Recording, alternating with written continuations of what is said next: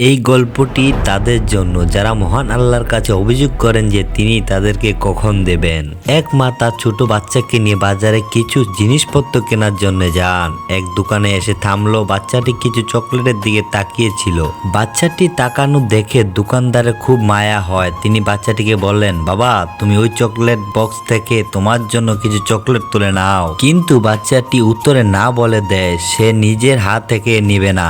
দোকানদার ভাবলো হয়তো বাচ্চাটা ভয় পাচ্ছে, তাই নিজের হাত থেকে চকলেট তুলে নিতে চাচ্ছে না। তাই তিনি নিজের হাতে চকলেট তুলে বাচ্চাটির হাতে দেয়। শিশুটি সাথে সাথে সমস্ত চকলেট নিজের পকেটে রেখে দেয়। বাড়ি ফেরার পথে মা বাচ্চাটিকে জিজ্ঞাসা করলো, বাবা, যখন আঙ্কেল তোমাকে চকলেট নিতে বললেন তুমি মানা করে দিলে, আর যখন দোকানদার নিজের হাতে তুলে দিলেন তখন তুমি তাড়াতাড়ি রেখে নিলে কেন? তখনই সেই মিষ্টি বাচ্চাটি একটি সুন্দর উত্তর দেয়। বাচ্চাটি বলল, মা, আমার হাতগুলা খুবই ছোট। আমি যদি নিজের হাতে নিতাম তাহলে আমার হাতে কম চকলেট আসতো। আঙ্কেলের হাত অনেক বড়, তাই আঙ্কেলের হাতে বেশি চকলেট এসেছে। এই ছোট ঘটনা থেকে আমরা একটি বড় শিক্ষা পাই। আমাদের সৃষ্টিকর্তার হাত, মন এবং ক্ষমতা আমাদের চেয়ে অনেক অনেক গুণ বড়। আমাদের ওনার উপর বিশ্বাস রাখা উচিত। আমরা নিজেরা যতটা পেতে চাই বা যতটা ছিনিয়ে নিতে চাই তার চেয়েও অনেক বেশি তিনি আমাদের দিতে পারেন। তাই বলি ভাই, ধৈর্য রাখা প্রয়োজন। সবকিছুর মধ্যে নিজের থেকে ঝাঁপিয়ে পড়ার দরকার নেই। শুধু ধৈর্য ধরে নিজের কাজ করে যেতে থাকো। তুমি যা পাওয়ার তা অবশ্যই পাবে এবং অনেক বেশি পরিমাণে পাবে। শুধু সৃষ্টিকর্তার উপর